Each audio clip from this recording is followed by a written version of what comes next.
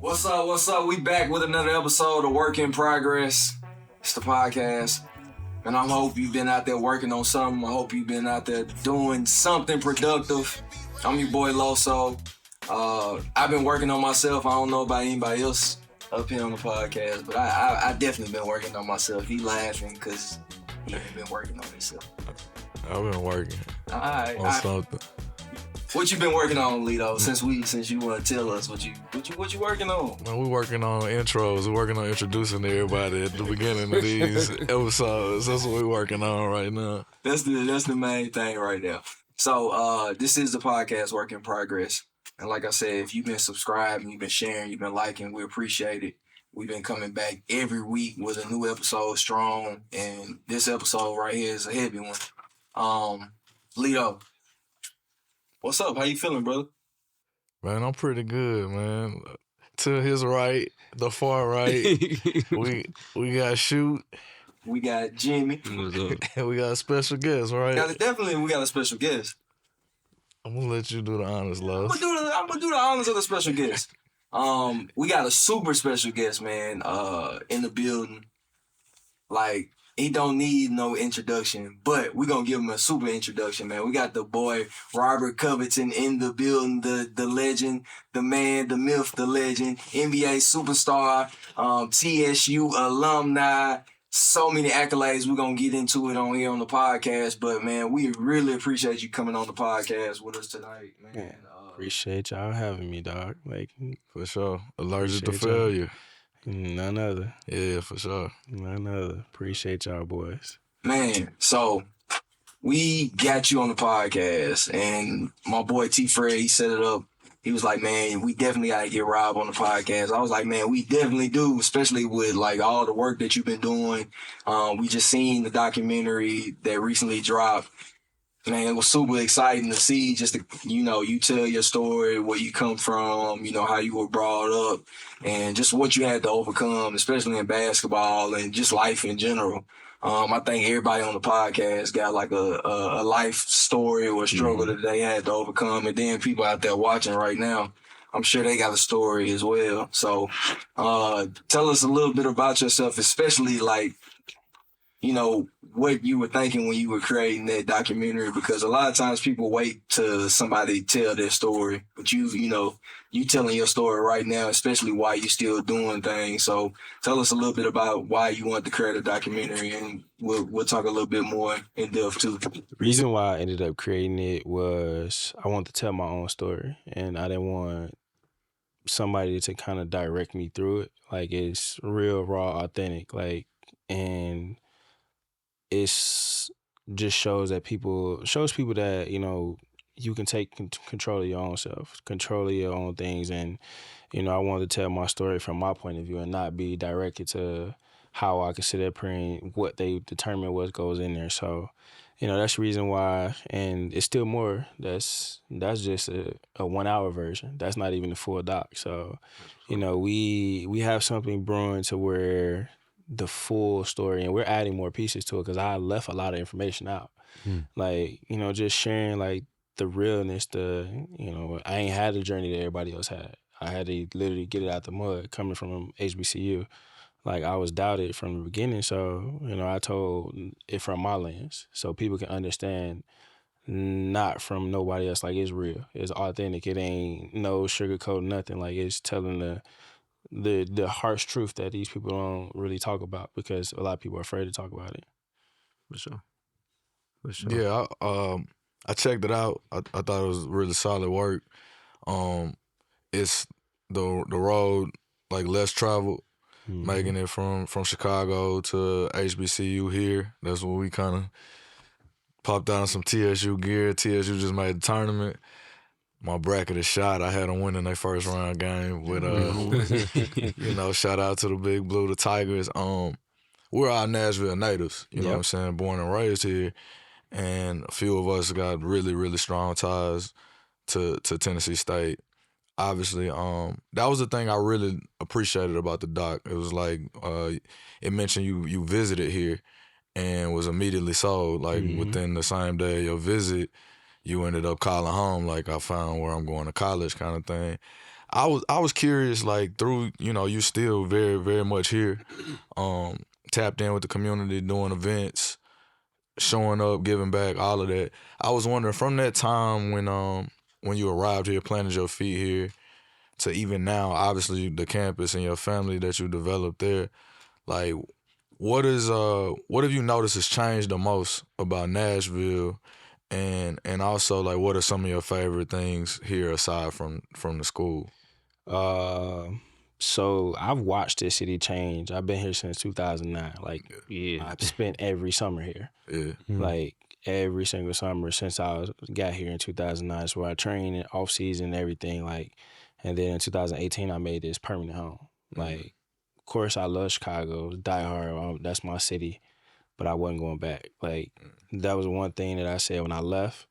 I wasn't gonna go back, cause typically when you go back, when you either stay there and you go to grow up there, you're not going nowhere.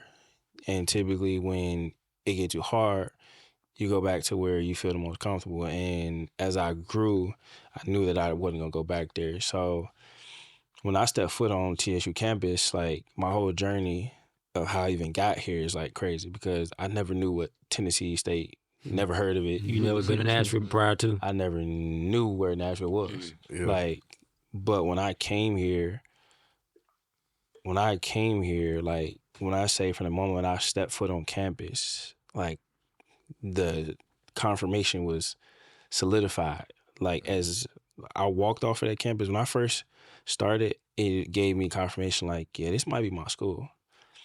But then as the day went on, like everything, all the affirmations and everything that came basically was like, yeah, I knew this was my school before we even walked off campus. Yeah. So that night when I had the dinner with Coach, he basically told me like, the one thing I want to hear,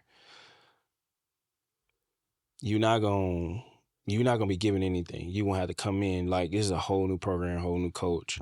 This is a whole new system. So you gonna have, nobody's giving anything. Like everybody got to start from the ground up. And that's all I wanted. I ain't want to be given nothing, because from my entire journey, I never had anything. Like I've always been talked about. So I watched this city grow tremendously. It went from not a lot of people know about it.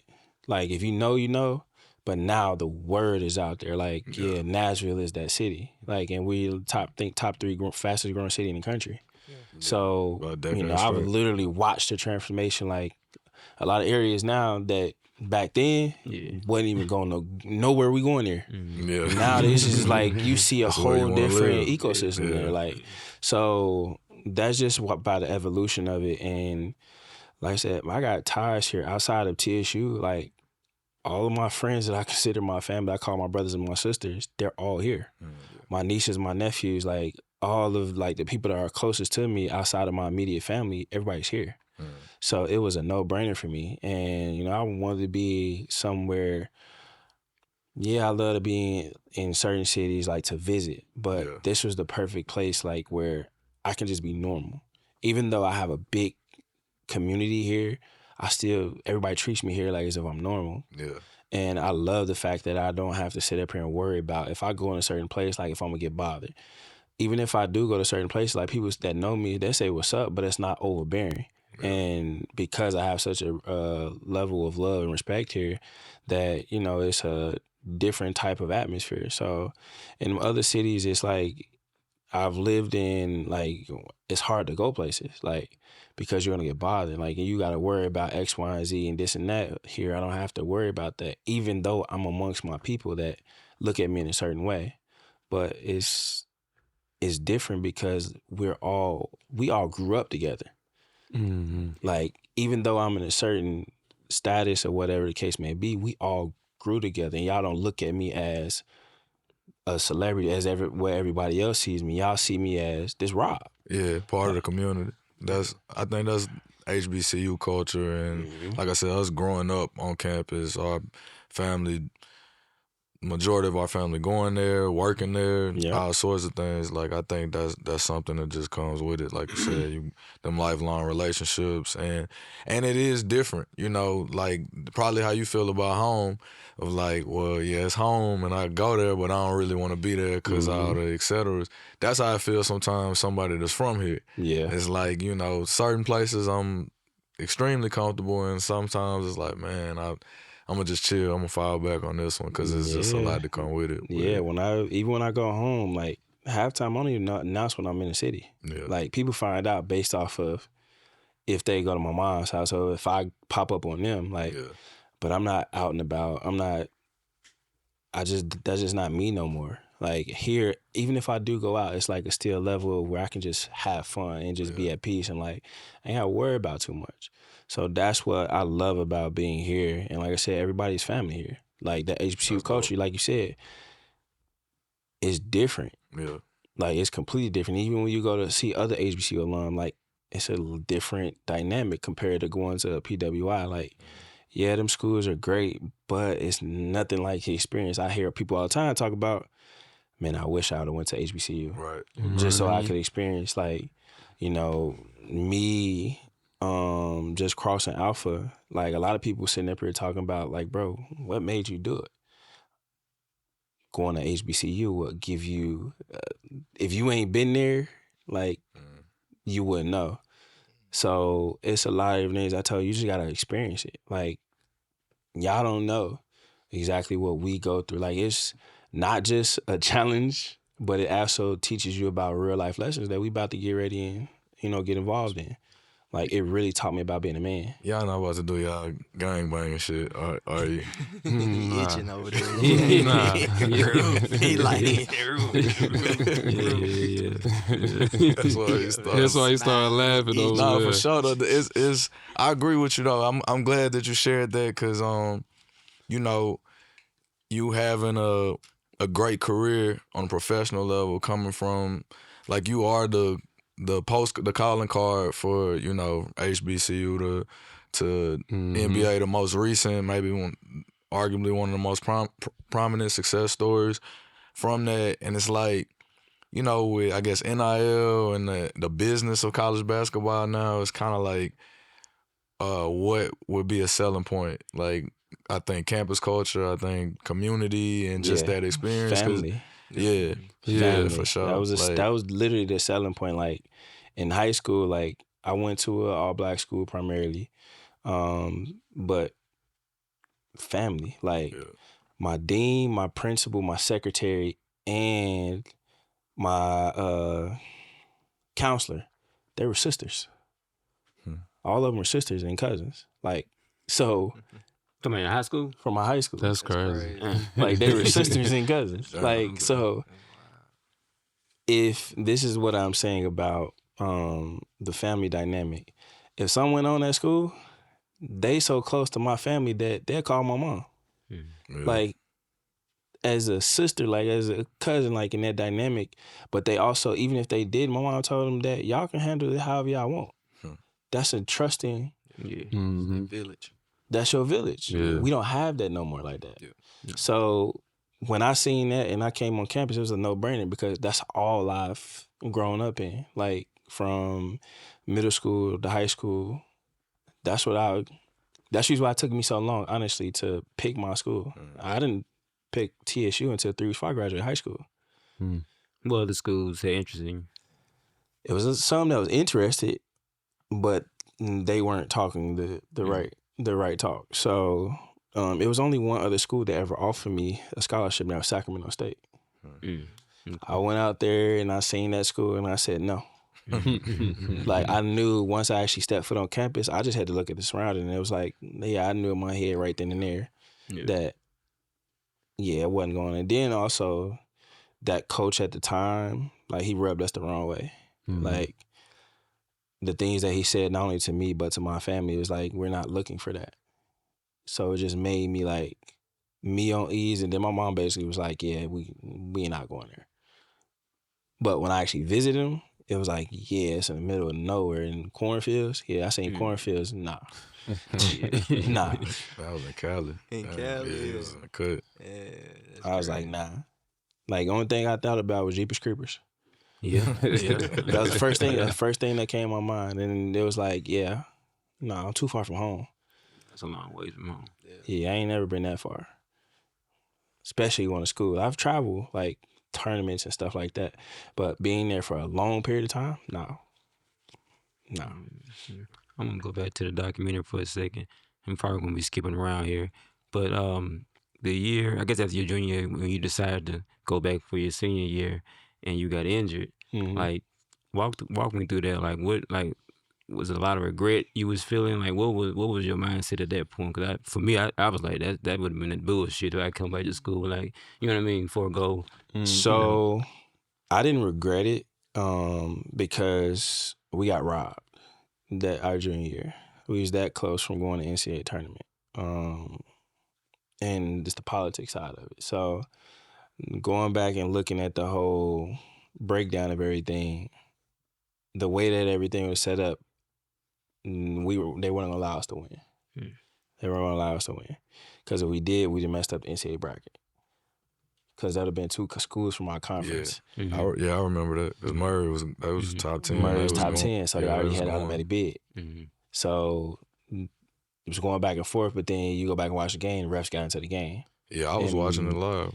And people seen like how it all went down. And granted, we still had a chance, but it just like we watched the last 6 minutes of the game. We watched it like unfold in front of us. Bad call after bad call, X, Y, and Z. But like I said, it made everything like us more hungry. We was that close. We got a taste of like we was that close. And so we all decided as a team that, you know, even though our coach left, we all was gonna stay. Our coach basically begged us all to stay.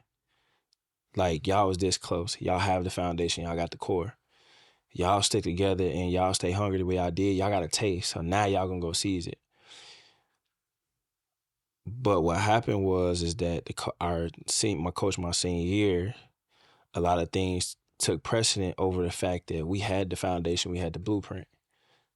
But he changed the blueprint because it wasn't his blueprint. Yeah. So that changed the complete dynamics. And when I got hurt, like, we knew we were getting whooped. We were in MT. We were getting whooped. They jumped on us from the gate, and we literally couldn't get this game no closer than probably 16 points. So at the 12-minute mark, we basically had the coach take us out, let the bench play. Coach, we ain't getting no closer than 18. Like, we got to prepare for a tournament. We got to prepare for a conference. Like, they whooping us on every angle. And so he was like, nah, like, we gonna win this game. And we was like, all right. But the way this game going, that my score going up and down, up and down, up and down, to the point where it's like, all right. So then our dean come down. I mean, our athletic director comes down, and she basically is like, what are you doing? And he's like, we gonna win this game. Mind you, at this point, we down probably 16 at this time. I don't know how much. But 49.8 seconds, we're still in the game, 3 of the 5 starters. And I go, game over with. I'm not sitting up here. I go and set a screen, like, not even trying to really set a screen. Defender dropped his shoulder and ran into my knee. My knee went, and I fell instantly. And normally, when I bumps and bruises, I get up right away, like, because I ain't going to stay down. I stayed down. Like, yeah, I knew something was wrong. So my mom is watching the game. Our athletic director is watching the game. They come down. I had to ride the ambulance. Come find out, tore my meniscus. So they was like, it's gonna be a 6 to 8 week process, the healing journey. And I'm like, 6 to 8 weeks. I'm mapping this out. This ain't to tournament. Yeah, this gonna mess up my whole. That year, I was on draft boards. So the lowest I went was 47. The highest I had been during that time period was like 18, 19. Like I went from that junior year to senior year, I played in Adidas Nation that summer, and I went from being unknown to a top 10 power forward in the country. Just off of this one camp because nobody knew me. Everybody had a name that was at this camp except for a couple people. But they were all like the face. Nobody knew who I was. But I went and dominated the camp to where I went from being, I think, like number 400 or something to top 10, number 7. Just off of this one camp. And so I had all the hype. I had everything. Seeing my name on draft boards, all my friends, all my families, everybody doing, like, showing love. And then I get hurt, non-existent. So now it's like, well, damn. Yeah. Like, it shows you how fast, like, something could change. And once diagnosis came, it was 6 to 8 weeks. Yeah, they wrote me off. 6 weeks. Nah, I get hurt December 17th. I'm back on the court January 30th or 31st. But I didn't have my surgery until after Christmas. Wow. So realistically, I only had a month of rehab. Yeah. What were some of the things you were doing during that time, during that month, and during your rehab to keep your mental focus and keep your mental health? You know, because were you able to still be around your teammates, or doing the rehab was kind of a long time? Like, I know you talk about that family unit. I'm sure, like, the rehab process actually, because we were doing so well, it was enjoyable. Like, when I went out, the team went on a 7-game winning streak. So I'm watching them play and without me, and I'm seeing like there's no drop off. Like somebody stepped up, took on his role. So I'm hyped. So it's actually giving me more energy to sit up here and be actually going harder for my rehab. And then my teammates is like, man, we gonna hold this fort down till you get back. So the process actually was not that bad. I think within the first week, I was sitting in the training room. I remember this vividly. Freaked my trainer the fuck out. Like when I say like literally freaked her out, because the movement that I was doing, they said I wasn't gonna be doing until week 2. And it's only day 3. And she literally came in and seen me sitting up here bending my knee, and she literally screamed, like legit, like screamed top of her lungs. It's like, stop. But it's like, you told me to sit up here and go test my limits. Yeah. You told me just to see what feels like once I feel pain, stop. Yeah. This angle that I'm doing, I don't feel pain. So she like, wait, what? I said, I don't feel pain. So she was like, you're telling me right now, like even with your knee swollen right now, you don't feel pain. And I'm like, no. So she was like, okay. And she guided me through it more. It got to a point where she took a picture of it, sent it to my rehab specialist. She said that I wasn't supposed to be doing that till week 2.5. Like the movement wise, and the amount of movement and the flexibility I had. They said that was supposed to be a 2.5 weeks, but that was only day 3. So it actually accelerated my rehab. And so I got back on the court the week prior to me actually coming back. So technically January 24th, 25th is when I came back, like actually doing basketball workouts. So they said 6 to 8 weeks, but realistically I was only out for 4. yes. So I That's ended up wild. coming back literally 6 games before the tournament actually started. So I actually got to get prepared for the actual tournament. Unfortunately, we lost to Belmont in the second round, but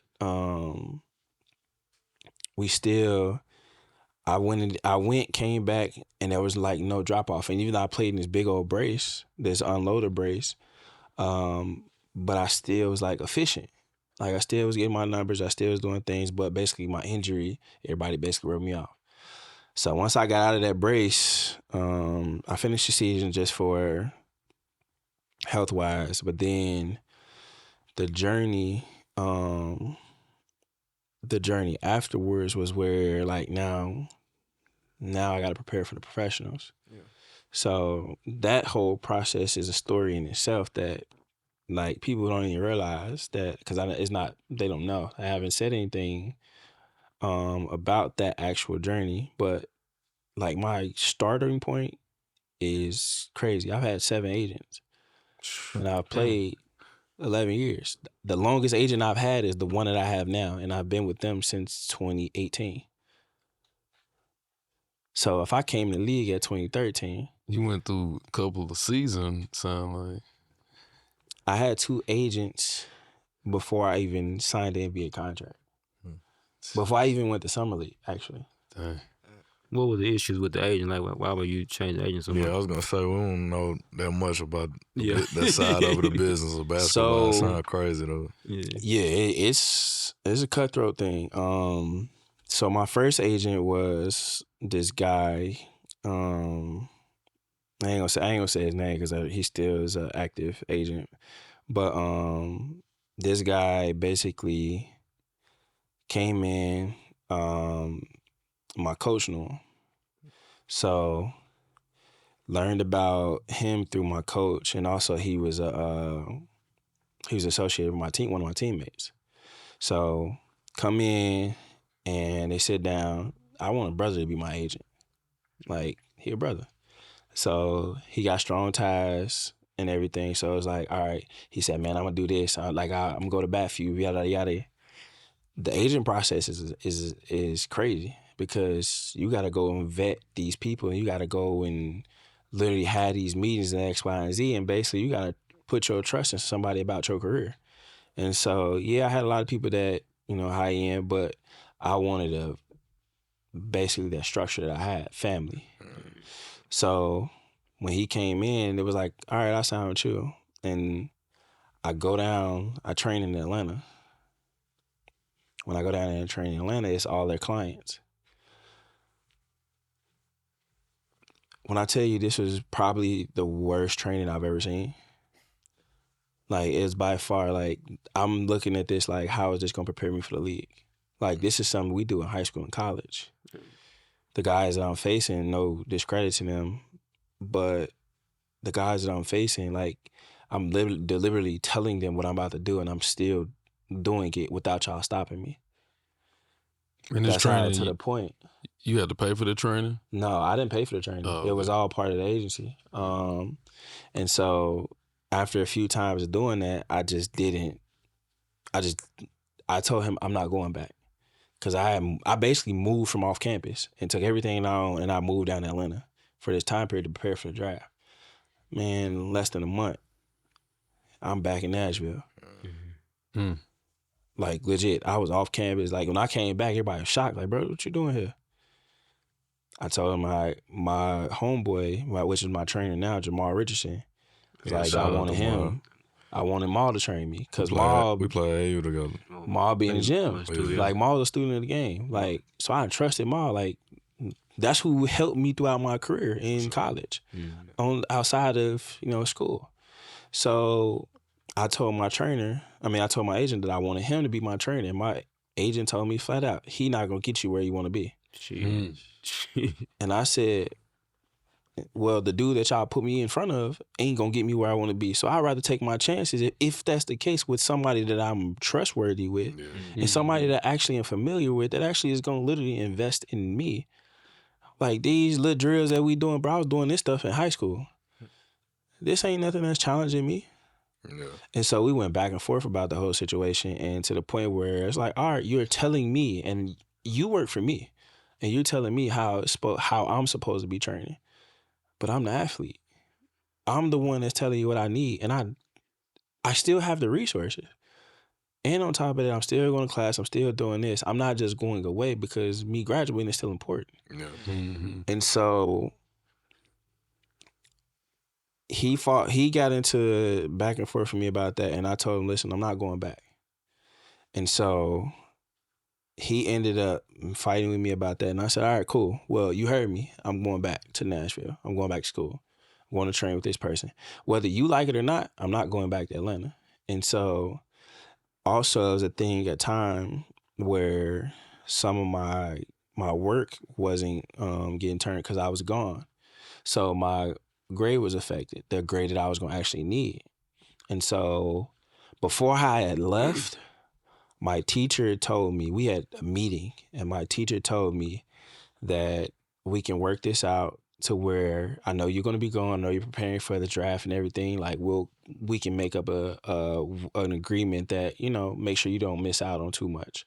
And so she gave me my assignments ahead of time, did my assignments. She said, your grade is going to be affected because you haven't submitted this stuff. But once you submit it, once you come back and finish everything, then I'll submit all your grades and it'll be fine.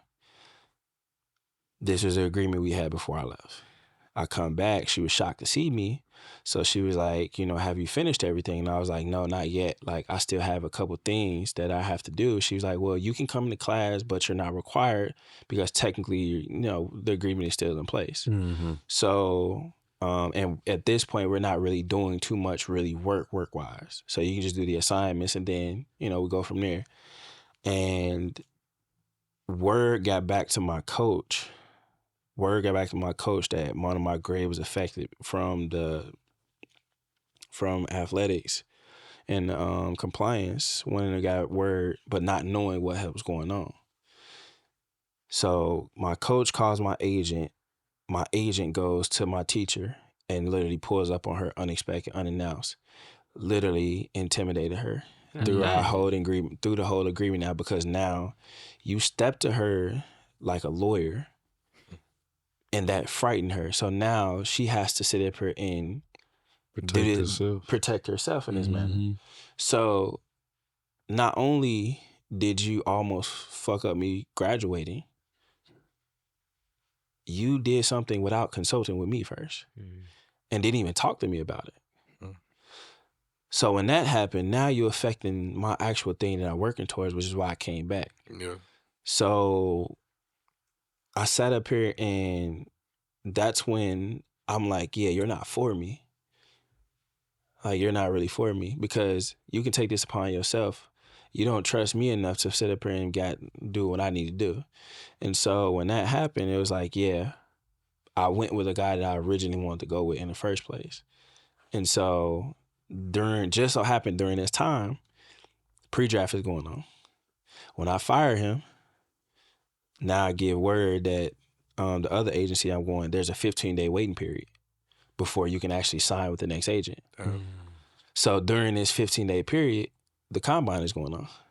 So now at the combine, I got 2 people vouching for me. So now you got 2 people saying 2 different things. So you got one that's speaking good about me, one that's slightly trying to sabotage because they know I'm leaving. And it's like, why are you speaking on my behalf? You're terminated.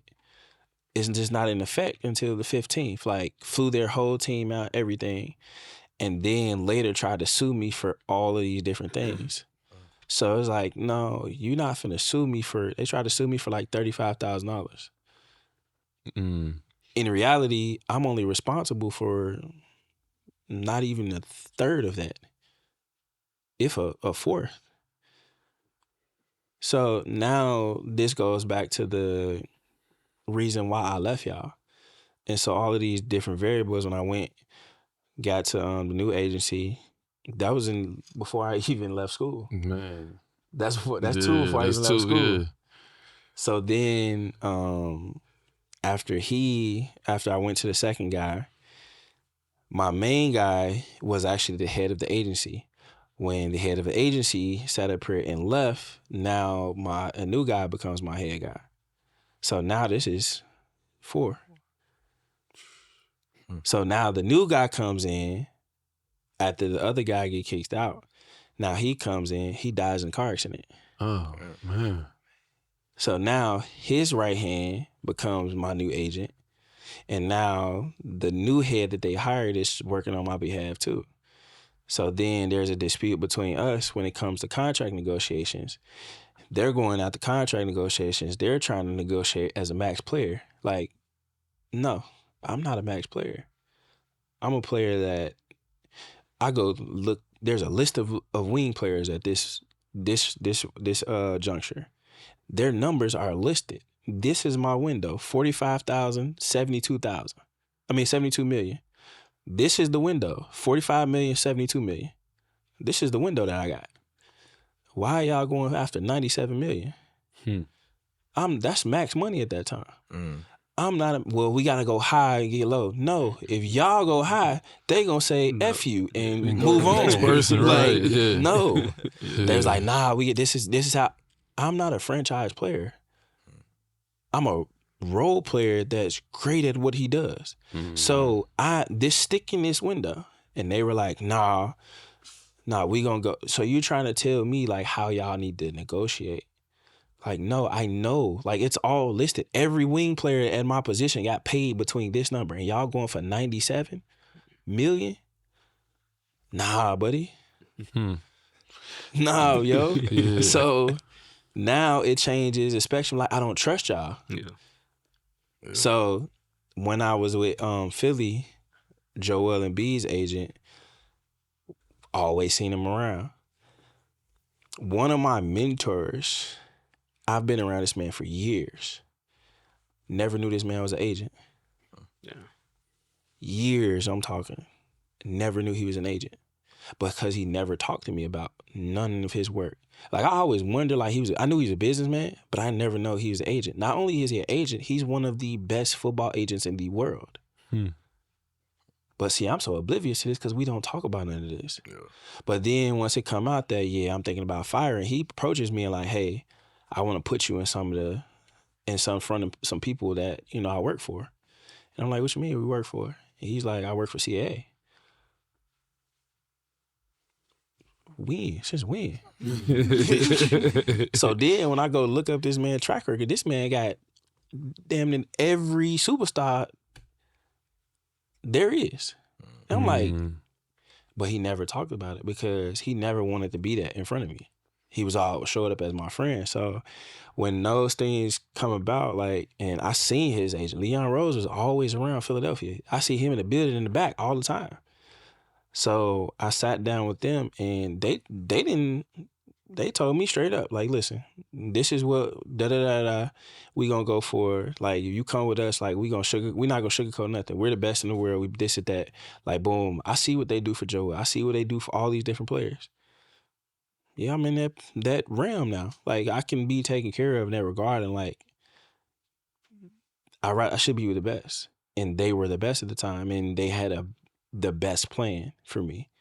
And so I trusted them, and I've been with them ever since. Yeah. Like, that's how life goes. And then once Leon left, my agent, my day-to-day agent became my everyday agent. So it's like how all of these different things, like that's seven agents right there. Technically 8. So that's how all of this stuff transpires. Is that normal, like, in the league for players? What is that like? It's normal for people to fire the agents. A lot of times it's because they're not getting what they want. The reason why I've had to go through is because of actual instances. Like, it was literally a situation, nothing to do with like I was unhappy with them or like anything of that regard. It was just the way that business was being structured. Like, they're still great people. Still great people. Like, still great people. But it's just from the business side, like, it just wasn't what was best for me at the time. For sure. So it's a lot of people go through certain people, but, be on 8 and I don't play 11, 12 years. That's a lot. Yeah. But I've been with my agent since 2018. I've been with my agency since 2018. Like, all Leon did was just hand the keys to my day-to-day guy. So, yeah, it's a lot that goes on in that short period of time. It was so many things that was happening. Which is why I had to go and basically go through so many different people. Because if I go into details about everything, like legit how everything broken down, bro, I literally could write a movie. You should do that. Yeah, when you was talking about the training, sometimes I've heard some of my friends that are in the business, and I'm a lawyer too, so I have dealt with some contracts, standard representation contracts, and seen some instances where the player will go down for training by the agent, but then the agent will wait till they get their contract and then say, hey, you got to pay for that. It was a loan for this, on top of the percentage for the game. So, that's what wasn't presented for me with the first guy. Like, they literally presented everything as an investment. Like, you ain't never gonna have to pay. You're not gonna pay for dishes us investing. But what I didn't like about, and this was one of the deciding factors that made me switch as well, was there was not segregation, but there was favoritism. Like, I was with a black agent, there's a white agent, and y'all got two players that y'all are like literally posting about. The white kid you sent to IMG, which is one of the top facilities in the country. You sent him down there, but you sent me to Atlanta go with the hand-me-down, pretty much. Why is it that I'm not down there with this guy and we're under the same umbrella? Right. So when I told them that, you know, hey, I want to go down there, they was like, well, let's kind of work some things out. Like, what's there to work out? Why is the white player there and I'm not allowed to go? And we under the same agency. Yeah. But it was because now I understand the art, the power art. The white guy is the main guy. He's the boss. And you work under him. So, but you still can't advocate like, yeah, we're trying to get them to the NBA. Then the breakdown is that, you know, you got to work out for teams. Mm-hmm. Their vision was they wanted me to work out for 20 plus teams. And it's like, huh? What's like the realistic number? Like, I did 10. 10. I did 10. And I could have done more, but they wanted me to do 20 plus. Like, they didn't want me to work out for every team. Team in the NBA, they get their own personal trial. Like, he broke it down for a chart. Like, basically, after the combine, that whole month until the draft, I was going to be working out for teams. It was to the point where I was going to be on the road for weeks. And when those workouts, what is that, like a couple of days? Or is that No, a week? it's literally you fly in the day before, you work out, you gone after your workout. Okay. But you had me doing that like 20 times. 20-some times. Yeah. Flights, layovers, hotels, all that money. Somebody gonna have to pay for it at some point. So then, you know, after the combine, I actually had a situation happen where I had to sit down for a while because I had a defect. I had a defect in my test results that basically said I had a faulty heart. I had a enlarged heart. So, you know, Isaiah Austin, like they actually had to sit him down from that. From Baylor. Like the dude from Baylor. Yeah, he had to, like, basically no team would take a chance on him. Right. So I made some traction. I had a great combine. When I say I had a great combine, I was top 3 in almost every category for my position. So that literally boosted me, but then my test results knocked me completely off the radar. So I had to basically, at that point, sit up here and kind of talk basketball because I was like, well, if I got an enlarged heart, that's a safety concern. Like, I really got to be mindful of this. And I basically had accepted it, like, but nobody around me could accept it. Yeah. I was going to ask you, to backtrack a little bit, I guess with that too, with the injury, Jimmy had asked you kind of specifically and like your mindset, but with the injury, like just, I mean, obviously things worked out for you, even past the scare right there, pre-draft, but had it been worse, had it been a more serious injury or career threatening, I know that even from the doc, like you retiring both to try, because you got close to the tournament and also because Moms was, you know, encouraging you to get the degree. And like you said, even when you preparing for the draft, you're still trying to get that degree. If the injury had been worse or if it wasn't basketball, where do you think you would have taken or what would you have been doing, including like what were you studying in school? So in school, I studied exercise science. Like, I love, like, knowing about the body. I would have went to school and, like, I would have stayed in the sport field and I would have got my my master's in exercise science. Like, both of my younger brothers did. Okay. Like, my middle brother's my trainer. Like, when he moved in with me in 2023, he first moved in with me in 2019, and at that point, like, he was working on his master's. And then once he got out of that, I watched my brother train, watched him do X, Y, and Z and everything.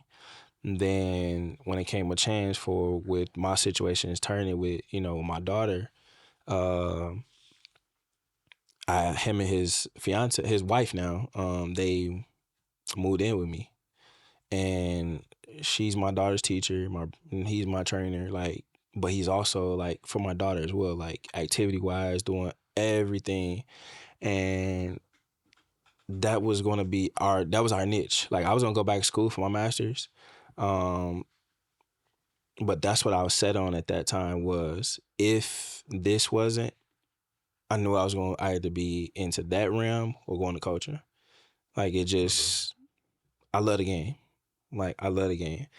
But it's like now, like as I'm at later in my career. Like the way that the game has changed, like it's so different compared to what it used to be. Yeah.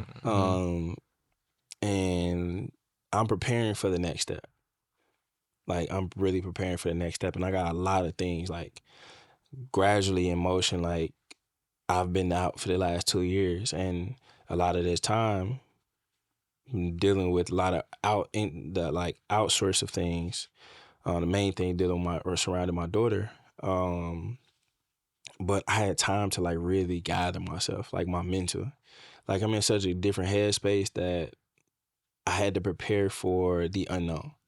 But now that I've literally taken off with all those other things and they're clear and out the way, now my mental is back in a better place because I'm not having to think about stuff that was dragging me for so long ago. And to piggyback on what you're saying about the injury, it's just I had such a positive mindset, like because I've had a lot of people that have prayed for me, like a lot of covering, a lot of crazy encounters with people that don't even know me and speaking life into me. Like it's an affirmation from a pastor that I had from 2012 that I still have until this day. And it's the scariest thing that literally the man broke me down to a T and never spoke to me, never saw me before. That was the first time. But literally everything he spoke upon was literally the truth from what people have told me. And I've had so many people as time went on, like having that same love, same cares, that same prayer over me. And that's when I realized like I am blessed because of the people that I've been around. So that's really not only my strength and my belief and me coming back, but also I had a lot of people that was praying for me silently that I didn't know. And there was a lot of covering, there was a lot of blessings that literally pushed me through because coming back from meniscus, my meniscus was tore. It was torn. You're not coming back in 4 weeks. You're not coming back in 4 weeks. I mean, even the hard thing, I remember the Isaiah Austin situation and yeah, I mean, the other thing was like draft night, I guess y'all got a call that Philly was supposed to pick you, and do you think that was like the two agents, the tug of war thing, or how does that go? I know the business of basketball. The tug of war thing was over with. My old agency was long gone. So why the hell they call and say they was about to pick you? Like it was. I honestly don't even know. Yeah, like I can't put my hand on it. But the biggest thing that came from that is I got to go into a system where I was able to develop. Like me, it was a blessing in disguise because when I did end up going to Philly that next year, I had a meeting with the GM at the time, Sam Hinkie, and he told me flat out to my face, "You was the biggest mistake I made on draft night." Like if I could do it all over again, I would have went with my first gut. But it actually worked out perfectly for you because you didn't get stuck in sticky situations because you could have been traded to Washington. Like we don't know how, because that's what ended up happening with that pick. Okay. So that's change one thing, change everything. So that would have happened. That would have changed the complete trajectory of my career. Yeah, butterfly effect. So that's why I was flabbergasted because I just had a call with him. like legit right before the pick. Yeah. I mean, when I was watching that part, I was like, bro, they get picked by Philly, and then they got to the it just next seems part. like a real cruel thing to to Yeah, do why the hell when you you know that call somebody somebody, done we worked pick their you whole next, life. bro. You know what I'm Yeah, saying? it was Towards a like, goal. it was, So I'm watching, because I'm watching, so I'm getting mad. Like, yeah. It was like I called my agent right after and was like, "Yo, what happened? fuck was that? Yeah. What was that?" For sure. That was, And he was confused, so he was calling the team back, and they weren't answering, and X, Y, and Z. They got no explanation, so he was like, "Man, we just got to move on." yeah. So at that point, I'm like, "What's gonna happen now?" Because that's the only team I heard from. Right. Yeah. Right. So it was a tough thing, but literally probably like 6-7 picks later, my agent called me with the news about Houston. And at that time, like I said, I waited to like break the news to my family because I kind of had to Process it. Yeah. like, and he told me like the schematics of the deal and everything, and it just was like, all right. So after a few moments while the draft going on, everybody sitting up here still looking at it's at pick like 50 at this point. Like everybody still looking at the TV trying to sit up here and figure out what's going on. I take the remote, turn the TV off. Yeah. Everybody like, like, what's going on? So I pretty much broke the news to everybody, and family went in an uproar. Like, and so training goes. Training continues at that point. Then when I go down to Orlando for summer league, I had a breakout summer league. Like every game, I got better. When we made it all the way to the championship, and I had a great game against OKC. I think I had like 21, 22 points. Like just had an all around game, and I'm thinking I'm finna go back to the crib. Like wait, just see how everything plays out. And nope, they picked me up that called me downstairs that morning, and they basically told me, yeah, what's your plans? I'm like, yeah, I'm about to go back to Nashville. They was like, yeah, no, you're not. You're finna go to you're finna go to playing with us. You're finna go to Houston. I'm like, huh? They was like, yeah, we about to sign you. Like, oh, so what I do before? Like, I'm like, what I do before? But this was actually official. Like, they just signed me to summer league. I see this as me oblivious. Like, I'm really thinking I'm with the Rockets. It's like, it's like, nah, you was just signing to the summer league. And when they told me that, flew to Houston with the team. I get there, go to Toyota Center, sit in the office, locker room. They bring me the paperwork, and I'm signing it. I'm like looking at the contract. It's real. I'm not even looking at. No, it's just like shit got my name. Like I'm shaking a little bit. So I signed the contract, and they was like, "Welcome to Houston Rockets." And that whole day was just like surreal, because like that moment felt like it was real. So I ended up going to dinner with my sister, my best friends, because she's from Houston and she was there at the time. So we ended up going to this little sushi spot. We celebrating everything, take me out, have a good old time, tell my family and everything, and like everybody go bananas. And it just was a beautiful thing. And then, like I said, the preparation for actually going into training camp was a whole different monster.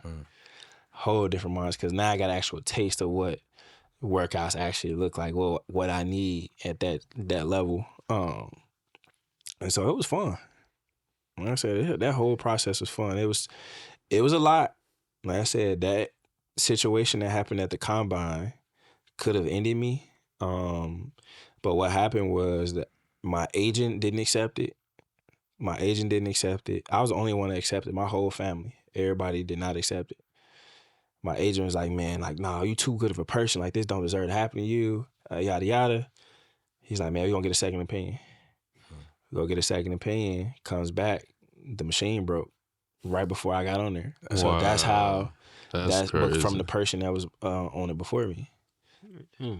So when they I went and redid the test, redid the results. Man, they said, man, you got one of the healthiest hearts we've ever seen. That's crazy. Man, to that that, agent. yeah, that's So- agent too. I think, Yeah, that's agent too. Yeah, So that's we real. go, now we got to spread the word, get everything back out there, man. So remember how I was talking about that whole being on the road for 20 plus workouts? I worked out for majority of the teams in 2 weeks. This I was after the on, draft, or this was after the combine. okay. No. Once the draft over with, ain't no working out for teams. Yeah. Okay. So this 2 weeks leading up to the draft.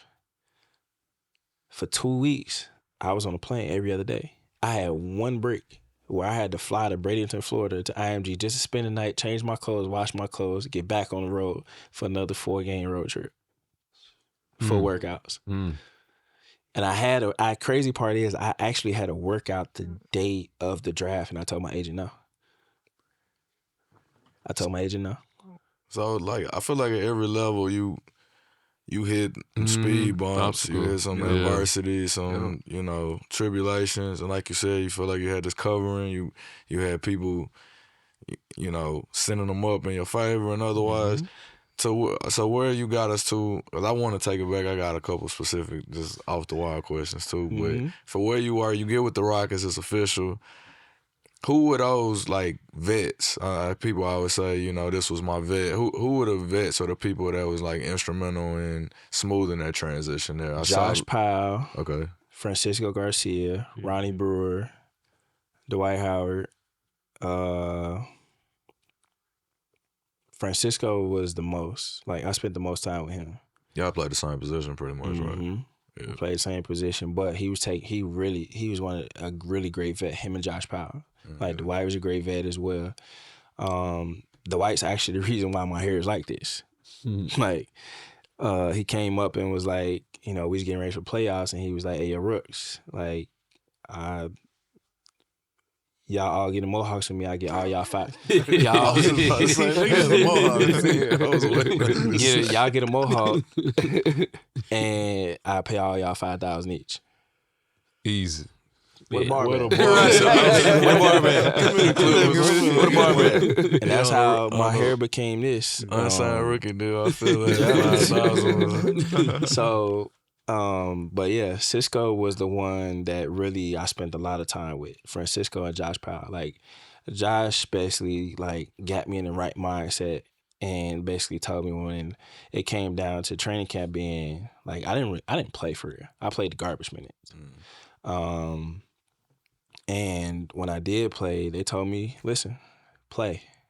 So then once training camp is like down the road and we wrapping up everything, it's like now this roster cuts. So it's like I'm seeing people with roster cuts, so they giving me the game. Like, if they cut you, they're gonna send you to the G League. They're not gonna fully cut you.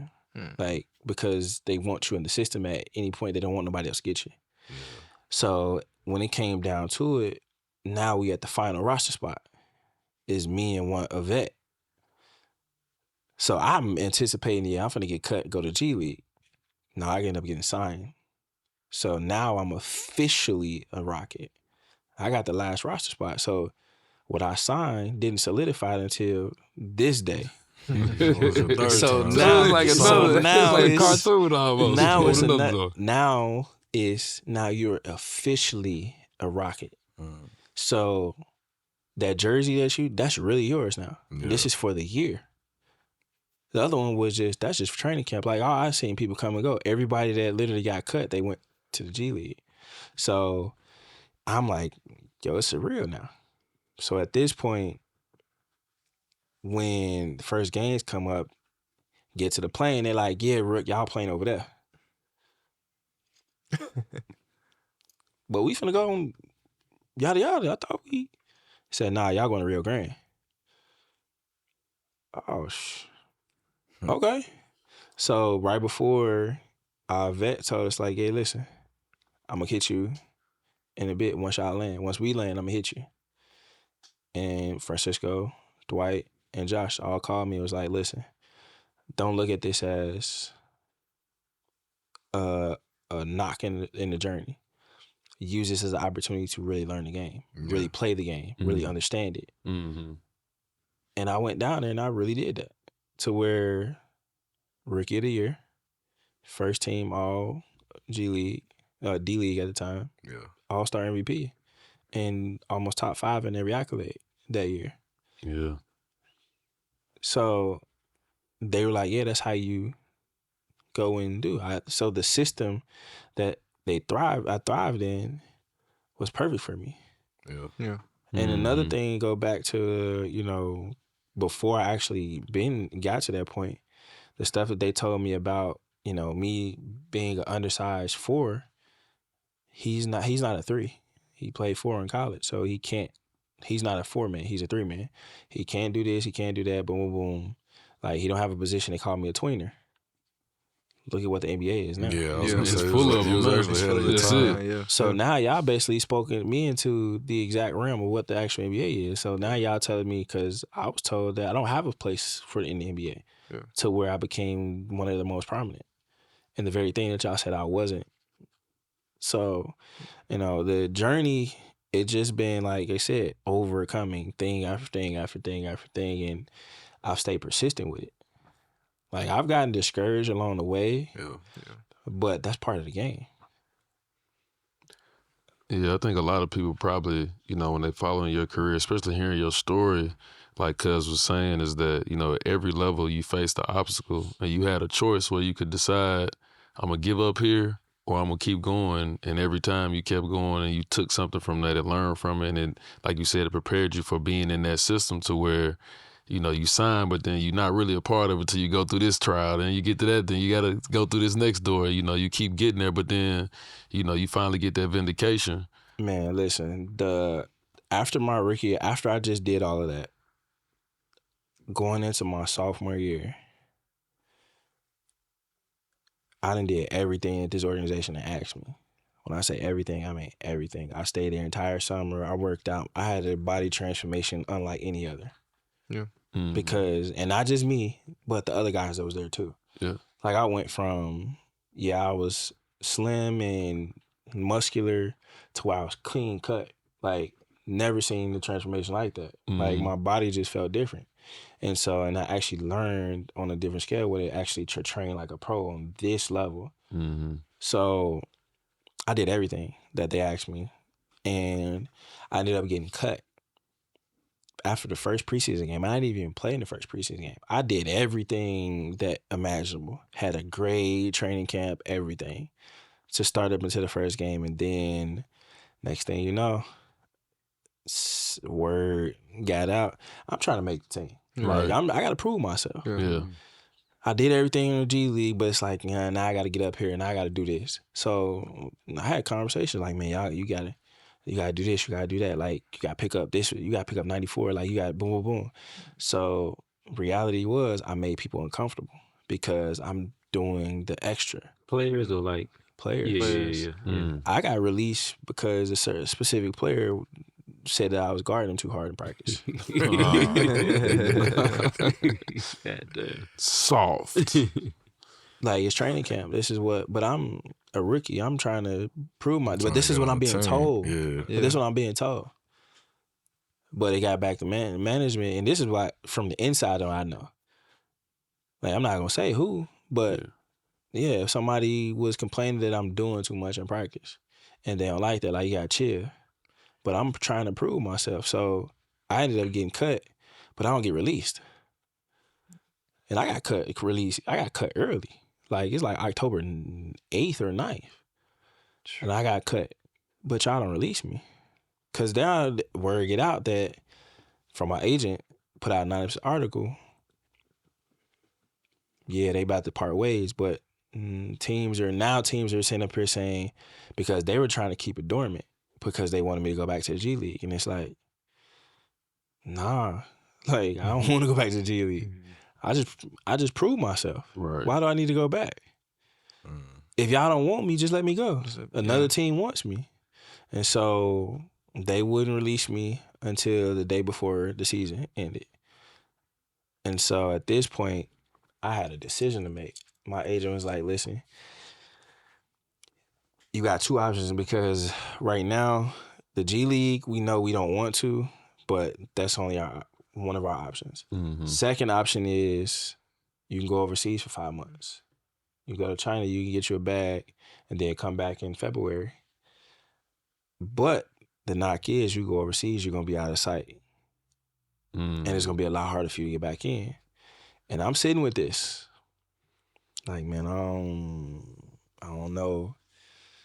That's why Fred said in the doc, like, bro, 1.2. Yeah, I was about Right, to say. that's what. 1.2. Like, bro, you going to leave that on the table. It's like, if I do that, then that's the only thing I'm going to be chasing at this point. Yeah. Like, it's a lot harder. And it's not, I'm not guessing this. It's because I've seen and heard stories about certain people that have been like, yeah, I got cut and then I went overseas and now it's harder for them to get back. So it's a whole different dynamic. And yeah, I had to gamble on myself. I had to take that faith and literally walk with it. Like, it was hard as it was. Because 1.2 million is more than I ever seen in my life. Yeah. Right. And it's going to be tax free because it's from overseas. And it's like, Can't beat that with lotion. Beat that. what? Can't beat that with what?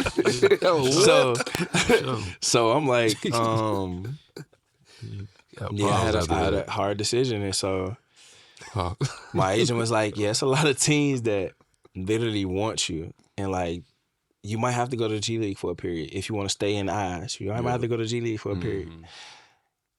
But we don't know. That's the gamble we taking. You might be down there for a year. We don't know. So I ended up saying that I'm going to go back, and I was the number one pick in the draft, and I went to Grand Rapids Drive. When I went Grand Rapids, I was down there for a week. They was like, they knew. They was like, yeah, you ain't going to be here long. Like, they were saying that from the first day of training camp. Like, yeah, you ain't going to be here long. We don't know how long, like, but while we got you, we going to make the use of it. I ain't last a week. We played one preseason game. I was gone the next day. We went to practice. Like, literally, I walk into practice. They like, yeah, you got to go. I said, what you mean? You got to go. You got called up to Philly. Yeah. Like, my agent didn't even know. He's like, go ahead, start by packing your stuff. Like, it's gonna break in like an hour.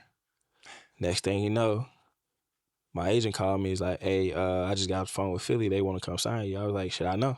I already for real this time. Like, I know. Yeah. So They called he me was this like, time. how Not you you. know? And I was like, yeah, my coach told me this morning. Like, they told me to get out of practice. You ain't call me and tell me. I said, That's dope. because I didn't know how serious this was. Yeah, They was yeah. like, yeah, you right. So I ain't finna say nothing because you ain't called me. Yeah. Right. That's what's the reason why I ain't saying that. You ain't called me yet. Yeah. So I'm waiting on your phone call. Like, if this true, I thought it was a prank. Yeah. But whole time Yeah, it's Philly done called one. they called once already. So it's like, but when you call me, it's like, yeah, Philly say they want to call you. They want to bring you in, like tomorrow. Huh? All right. So I go to Philly. I go literally do my physical and everything, and next day I'm with the team. And it was a wrap from there. Like, Yeah. them first few years. Yeah. Speaking yeah. of the NBA career, like, who was that player, I guess, that kind of like, that you lost sleep over that you had to play against? Kyrie Irving. No hesitation on that one. Kyrie Irving. Steph. You had to guard all them? I've had to guard everybody. Yeah, he was all You want me- defensive you want- specialist. you want me to- defensive Like, specialist. You want me to go down the list? Steph Curry, LeBron, KD, Clay, AD, Jokic, Dame, CJ McCollum, Pascal it's Siakam, every Kawhi position, Leonard, literally. Paul George, And Kyrie was the one Victor that... Oladipo, Kyrie, James Harden, Russell Westbrook. Like, I didn't guard every But superstar. Kyrie was the one because you ain't hesitate. So Oh yeah, Yeah. Kyrie. If Kyrie was taller, Kyrie would probably. He's already probably the most gifted person with a basketball in his hands. Yeah. But if he was 6'6", 6'7", yeah. bro, do you know how? Yeah. Nah, I think as much of his game just from the fan level, but obviously, you know, you being a defensive specialist Listen, at that to you got to worry about your ankles, your knees. Yeah. Because Kyrie is so shifty with the ball that Kyrie just do stuff. yeah. Granted, he work on all of this, but he Right, just right. do stuff. Like, he do stuff with the ball. Like, these moves he practice, like, bro, he a wizard with the ball in his hands. Yeah. like it was always. It's one specific play that I know that I talk about this all the time. I talk about this probably like 3 times last 2 weeks. Kyrie sat up here and I'm guarding him. It's me one-on-one. And shot clock winding down. He hit me with a move. I catch the first move. He countered with a second move. I complete opposite direction. Caught that move. But, oh no. Oh no. He hit me with a third move. That third move almost took me down. Come here. Nigga, foul. Quick. Because if I didn't foul him, I would have failed. That would have been highlight. Shaq in the fool. Because I felt my ankle give. I felt my ankle give. Like, ooh.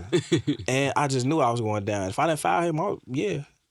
He said, and he whispered it to me. He was like, yeah, I almost got you, didn't I? Like that was the most diabolical thing. I ain't never said that. Yeah. But that was the most diabolical thing about that whole encounter was the fact that he said, yeah, I almost got you, didn't I?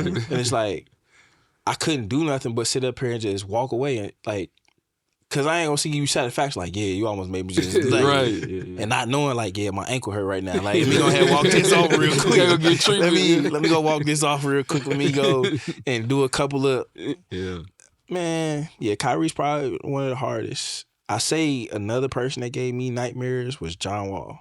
Because of how fast he is with the ball. Yeah. And his change of direction is one of the craziest that I've ever seen. Like, I've watched him in practice. Like, even after his injuries and everything, he still was fast. But John Wall in Washington, Yeah. man, the things that he was doing, oh my God, with that basketball, coach, you literally got to catch. Like, I would probably say him, Russ, and Ish Smith are the fastest people I've ever seen with the ball in their hands. From end to end. Those probably the top 3 fastest people I've ever seen with the ball in their hands. Yeah, I heard that about Ish. All right, that's on the pro level. I wanted to take it back with your Chicago roots because, I mean, I went to TSU for a couple years. Man, I would say Chicago and Memphis was like the 2 like most hooping cities. Just like it was, we could have probably put a team on the court at TSU with just Chicago niggas or just Memphis niggas. Like just, I mean, it was just so many people that could hoop. Like even when I played AAU ball, like Memphis was kind of different at that time. So I always had a respect, but even before then, you probably remember it, you being from there. You remember the show Chicago Preps or Hoop Chicago Preps. I can remember going home from school to catch Rap City, the basement, and catch hoops. And yeah, it was Eddie Curry, I think Luther Head, Will Bynum. So you a little younger than me, so I imagine I was probably like maybe middle school time. Oh, I know. Trust me. No, I'm sure. I So know. That's what I would want to tap in and know what were your favorite players growing up in a city with such a rich culture like that, like locally. I mean, obviously, I'm sure you had pros that you was looking up to. Nah, but city alone. Yeah. D Wade, Quentin Richardson, Corey Maggette, Evan Turner. And you saw all these guys playing, like coming up. I didn't see Quentin and Corey because they're older than me. But for me, the players that I've seen, Derrick Rose, Evan Turner, Demetri McCamey, John Shire, Kevin Dillard,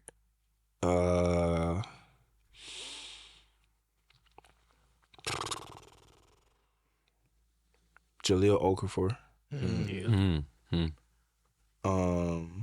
Jabari Parker, AD,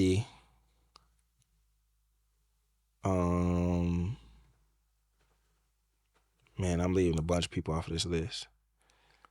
Because it's... Yeah, I mean, it's a rich culture there for sure. In Chicago, Jerome Randall, even though I didn't get to see him really, I knew about him. Yeah. Like, I knew about him. And, of course, my homies that I played with, but Patrick Miller. Yeah, y'all played together in high school, too? No, we played against each other. Okay. It's crazy that the year that I played against, it was my senior year, his junior year, had a battle. When I got here, I was one of the deciding factors of him coming. Yeah. So he had the talent. He should have been some Big 12, like ACC, like all them other big schools. Yeah, he But crossed the hell out of me in a celebrity game. I felt like you felt against You Kyrie. should have grabbed him. I was already spun around the other But way. listen, you know what's Hey, crazy? Cole. Pat was actually one of the people that helped me along my journey with knowing how to guard and how to use my length as I became a pro. Because Pat got all the attributes. Yeah, All the attributes. Pat just 6'1". right. If Pat was 6'3", 6'4", Pat got a chance. That's what I said about me, goddamn it. If I was Man, 6'4", get the 6'5". Go look back and look at the tape, y'all. Go look at the tape. Nah, don't go do that. Tracy McGrady of the Don't do that. podcast. Vertical in high school, nigga. But yeah, he had You talking He about? went to the Olympics. But yeah, it's a lot of greats. Like You we and D had Rose this- were in high school around the same time. He 2 years older than me. Yeah, I was gonna say a couple years. Yeah, he came out 07. I was a sophomore. Like Okay. I played against him my sophomore year in the tournament. Watching that in real life, I seen probably one of the greatest battles between two teams, which was Simeon and St. Joseph, which was D Rose and his team, like, and my homie Dimitri McCamey, like his team. When I tell you that was a championship level, like top tier, Yeah. that game was rocking from beginning to end. St. Joseph, that was the school from Hoop Dreams that Yep. William Gates. Yep. I went to it. Yep. So it's a lot of rich culture there. Yeah, for sure. And that's school literally like 15 minutes away from where I live. So, you know, seeing that transition, Derrick Rose probably one of the greatest high school basketball players we've ever seen. Yeah. Like his mixtape was by far one of the craziest Yeah. in Chicago. And like I said, I give him his flowers. Like, brother, watching that man in high school, he was fast in pros, but high school he was Yeah, different. OD. Yeah. Like you literally heard when he go past you.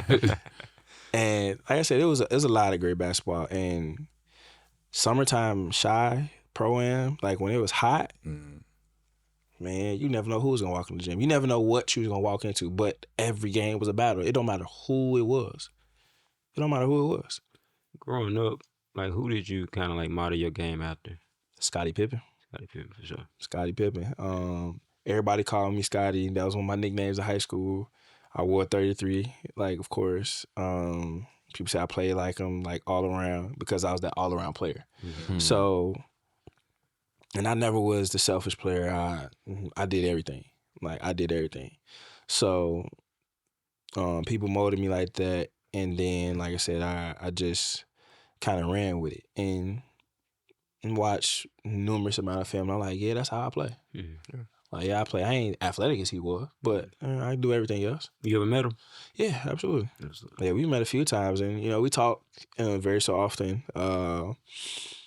And he does a lot. When I do see him, we chop it up every now and then. We'll have a conversation here and there. We haven't talked in a while because, you know, life been lifing. But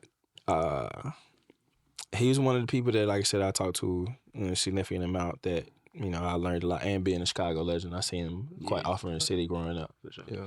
For sure. That's what's up. Yeah, it's hard. You mentioned Pat. Do you have like a favorite teammate at each level, or you know, the different stops? I saw in the doc, you know, some of the stars, Cat, Dame, you know, people that definitely speaking up for you. Those dudes stand out. But I would say like John Wall, TJ McConnell, Okay. Isaiah Cannon, of course. Like, I'm trying to think. Terrence Mann, Amir Coffey. Like, these are like, That was the Clippers. yep, these are like brothers. Like Larry Nance, Ben McLemore. It's unfortunate what happened to him. But these are people like outside of superstars, like these are people that I really connected with. Yeah. Like really, really connected with. Yeah, I asked because the family aspect, it just seemed so important. And I know, like, even from just every level of sports, like you bond with people. And I know you were saying, like, your brothers, the trainer, like, we're first cousins. It's just always when you can make those connections that are with people and work around people that you care for, vice versa. It stood out to me, like you and Kat's relationship, becoming teammates. And I think that's just it's just like a dope like footnote to the stories. Or I wanted to ask for the sake of, like you said, giving those people their flowers. That's why I asked about the vets, because our whole premise, like the Work in Progress, us just like putting our heads together, as bros, and the synergy is like two's greater than one, and so on and so forth. And so it's always, I think, important to kind of acknowledge those that maybe gave us a nudge along the way, because for all the adversity, like you said, it was homeboys, like it was people around you, not the agent, even people not willing to accept, you know what I'm saying, what was supposed to have been your fate, or the vets that gave you that call. Like, maybe if they don't make them calls, you look at the D League as a, even without their advice, I still would have looked at it as an opportunity. Yeah. Just because that's been my journey. Like, I haven't looked down on any point in my life, like, as a demotion. Like, it's a journey. Like, your story is your journey. And all it is another roadway. Like, my last years in LA, like, I left two people out, KJ Martin, King, and Big Zoo. Like, this was our core. Like, this was our core of guys. Like, there was a lot of stuff that was going on, and when things happen the way they happen, like, even after I left, like, we still kept in contact. Like, sit up here and we call them, they sitting up on the plane still playing cards or whatnot. They like, man, like, this a move that RoCo made, like, da-da-da-da, like, because ain't nobody doing that for real. Like, you got people that sit up here and you building bonds with that is unbreakable, that we don't look at each other as teammates. Like, we look at each other in real life as brothers. Like, and I just recently talked to all of them, and we still keep in contact, like, thoroughly. Like, I check on them here and there. They'll check on me. Like, their family is like my family. And, when I reached out to them, when situations happen to them, it's like, man, I appreciate the call, man. Like, I wasn't anticipating. It's like, this made my day. Like, just knowing that you thought about me, man. Like, it's a lot. I said, man, listen, I done been, my last, since 2019, it's really 2018, I've been traded 5 times in 5 years. Like, so I understand having a pickup, and your only option that when you got traded, you just got traded down the street. Not even down the street, you got traded down the hall.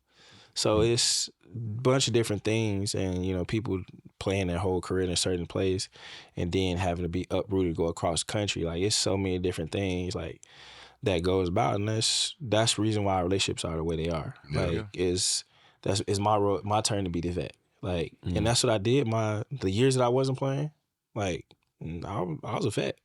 Like, telling people, like, how this need to go, like, X, Y, Z, being a leader by example. Like, one thing that can never question is, like, how I show up. Like, nobody could ever talk about my character. Everybody could talk about, like, how I am as a person. Like, because there's too much evidence around of people advocating for a bunch of different things, like, when it comes to my personality. No one can ever say that I'm this, I'm rude, I'm a mean person, that I'm X, Y, and Z. Not, like, there's nothing. Like, I have a rapport that is unmatched, because not only just for me, but for my family. Still to this day, I get calls from certain people in organizations about, like, man, how's your mom doing? Well, y'all, I don't even play for y'all in years. Like, how you... Man, I'm just calling, checking. That's my girl. Like, I just want to see how she doing. Like, what's going on? Like, tell her to call me, or I call her, like, this and that. Like, we just left that impact. And that goes back to the structure of what family looks like to us. Because I don't just let people in my family. Like, I'm friendly as all outdoors, and I can talk to anybody. But when it comes to my family, like, my core, my nucleus, it's hard to get in it because of what it took to get there. Like, and I understand that family means a lot. Like, everybody in my circle I can count on with anything. Like, I ain't got to worry about nothing happening, or if something goes wrong, like, then how they gonna handle the situation. Like, my family is gonna tell me what I want to hear, and they're also gonna tell me what I don't want to hear. They're not gonna sugarcoat anything. Nobody's gonna sit up here. There's no yes men around me, and never has been. And that's what I love about, like, the way that all of this stuff goes, and the people that's around me. Like, everybody gonna keep me on one accord. Everybody gonna keep me on my toes. Everybody gonna keep pushing me and, like, want better for me, because they understand, like, it's more that I got. Like, it's a dope thing to sit up here and have people that care about you and not what you do for them. They care about you. Yeah. Mm-hmm. I hear a lot of similarities between, like, kind of similar to both of y'all as far as, like, how y'all been, like, building y'all careers, like, no obstacles, like, stopping y'all from, like, continuing y'all growth. And even, you know, amongst ourselves, him being a lawyer, him being a comedian, me being an entrepreneur. But I think, like, you talked about, like, the nucleus, the part of where, like, the people that are in your circumference, in your core group, are the people that you can trust and you can count on. It's kind of hard building that up, especially when you start to, like, level up and you start to kind of attract some glamorous things, or the money starts to roll in. But, like, those day one people are still there to just, you know, kind of keep you level headed and focused. You went through a lot of difficult stuff. Like, what was something that kept you, like, calm, and like what was, like, your safe space, like, going through all that? Did you, like, go through therapy, or was it, like, music, you know, a release to, you know, keep you going and motivated during those times? Or, like, what do you do to, you know, keep your peace and sanity right now? I answer both of those. It ain't always been easy. I had to go through the things that I went through to get to where I am now. I'm the calmest. I am the most chillest, the most laid back, the most understanding that I've ever been in life. But it's because I've had to go through the things that I went through to get me to this point. All of this stuff was to stretch me, because a lot of stuff could have broken me if I would have gave into it. Like, I could have snapped at any point, but I didn't allow it, because that's not what God had for me. And so now I'm the calmest, I'm the happiest I've ever been. I'm the most at peace, like, the most relaxed. And it shows in my body. Like, now I'm eating the way I need to eat. I'm sleeping the way I need to sleep. Like, doing the things, my body's retaining my weight. Like, when I was stressed out, my body was going between 215, 220, 216, 212, 222. Like, it's a fluctuation. All this stuff been going on. I've been consistently at 227.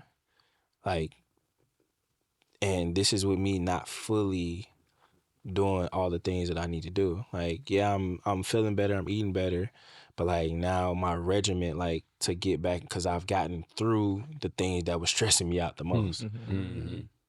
So, and the biggest thing what kept me through it is, like, my family. Like, yes, I went to therapy. I still do therapy to this day. But I got people that I can talk to. And, like, the one thing that I realized is that, and what has helped me, is I've accepted the things that have happened to me, not just from what people have done to me, but what my influence was. Because I've allowed a lot of things to happen instead of me taking action the way I take action now.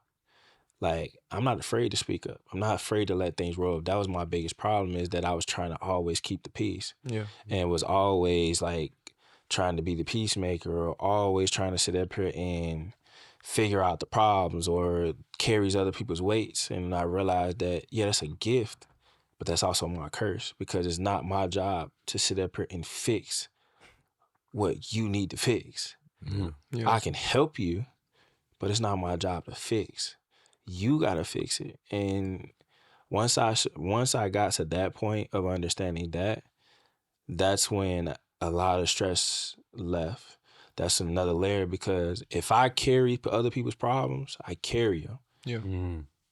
Cause I gotta sit up here and figure out, like, how we gonna sit up and navigate through it. That's not my job no more. And I understand that was my burden on myself because that's the caring part of me. That's the understanding. That's the loving part of me. Mm-hmm. I don't want nobody to be hurt. I'd rather carry the weight myself because I know I'm strong enough too. But man, that shit get heavy. Yeah. It get heavy. Yeah. And that's what I did.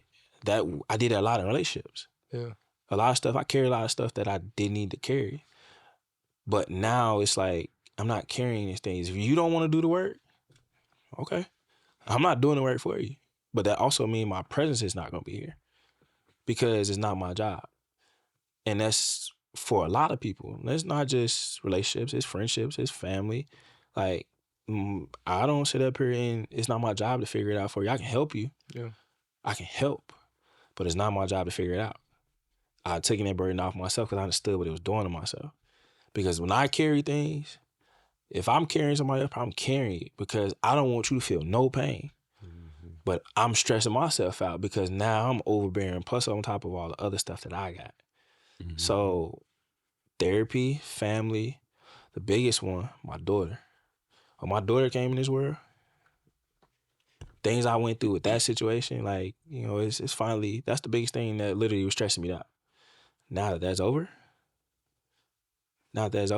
like, there's nothing like, I watch my daughter thrive on a daily basis. I watch my daughter go through and grow up. Now I'm able to see there's no interruption.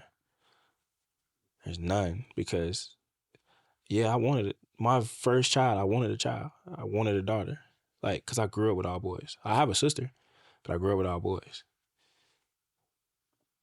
I knew that I wanted a daughter. I knew that a daughter was going to be the thing that I needed the most. Mm-hmm. Because that's the first literally level of what, besides my mom, that's the first level of what true love looks like in every form. Like, there's nothing that will make that not look like true love. And so that's what been my greatest, like, push through all of this, because I know that I'm doing this for a common reason, and that's for that little girl. If I don't show up, if I don't do the work that I need to do, that little girl is going to look at me differently as I grow up because I didn't do what I needed to do. Mm-hmm. And that was my biggest motivation. That's what pushed me through all of that. When she came in 2022, that was it. Before that, it was family. It was friends. Like, I leaned into therapy. But now I'm on a phase of where I'm diving deeper into the mental side of things. Mm. Like, mental health is my thing. Mm. Mental health is my thing. Like, I can sit up here and have conversations about this stuff or it's here. Like, this is what I'm passionate. This is when my official career is over with. This is one of the things that I'm stepping into full time. Mm. Because this next generation, they're not equipped for what is about to happen. Yeah. We went through the things that we went through growing up. Mm-hmm. Yeah. But this was because they were teaching us. There's no teaching like that no more. Yeah. The experience is not there because what? Everybody is on social media. Everybody's on a device. Everybody's like this. Nobody's really seeing what's really going on. When's the last time you seen kids outside riding bikes? Right. Skateboard, skating. Yeah. Playing basketball in the main street on the drive at the end of the driveway, stuff that we did growing up. The curveball, like all these different things. Like you don't see these things no more. Like you see them in some of the white neighborhoods. Yeah. But our culture, where's all the kids? Everybody's in front of a tablet. Everybody's sitting up here trying, because now everybody is being overwhelmed and overstressed. Yeah. And X, Y, Z, the weight of the world is kicking everybody's ass. Yeah. And these kids, these Gen Z kids are different. These post-COVID kids are different. They require a lot more attention. I got a COVID baby. My daughter is. Like, this is exactly, they're requiring more. Yeah. But it's for some families and some people, it's overwhelming. Yeah. Me, my daughter, and her personality, I match it. It's sometimes I exhaust her. Because, no, baby, your daddy we right there. You want to do this? We're going to do it. But we not going to be on this tablet too much. Yeah. We're going to be outside. Yeah. We're going to be in this. A backyard. We playing golf. We playing basketball. We swimming. We riding a bike. We playing this, we playing that. You playing in the bounce house, you playing in the ball pit. Like, you gonna be active. Like, cause I don't want you to sit up here and be inside. I want you to be outside. Even if ain't nobody else outside, baby, I'll be outside with you. You got family. We all grew up outside. Me and my brothers, and we have, when all of the kids are here, it's weekly. Family fun day. Every weekend, family fun day. Kids come over, get in the pool, do whatever. They run around 3, 4 hours, 4 hours, 5 hours, however long, we outside. Adults, we just sit underneath the patio. We just let the kids go, do their thing. We got one adult that's always around, that's in close proximity, just in case anything happen. Yeah. That's what these kids are. We're pouring into them differently. We not, y'all can have y'all tablets at times, but it ain't gonna be too much. Like, these are the things that, like I said, and it's not just my daughter, it's the kids in general. Like, my nieces and nephews, those are my kids as well. Like, that's the type of family that we have. That's the type of community that we have. Just like my daughter, they view her as the same exact thing. They're all siblings in our eyes. They're all siblings. Yeah. Because of how we grew up together. This is the next generation that's going to grow up together. So we going to nurture this because y'all going to need each other just like we need each other. Yeah. All right. This is who you can trust the most. Yeah. We building that same foundation that we grew up in. Yeah. So these are the things that literally kept me on a straight and narrow, is not just my daughter, but the rest of my nieces and nephews. Like, seeing them thriving, like us pouring into them, that's what it's about for me, is this. That's what I love, is the community aspect, and it's being around these kids. That's dope. That's dope. I can see a huge impact what you're doing that, especially like with how you broke it down. I think you broke it down to a T, especially, you know, being able to observe it from having a child, but also like what other kids and what other people are feeling in this moment too. I got a quick question for you. So growing up, we talked about, you know, your kids, but like growing up, what was your like favorite food in Chicago? Like what you used to eat? What Portillo's? You go Sharks? What was your? My favorite is Portillo's, but you know, growing up as a kid, it was McDonald's. We couldn't go there.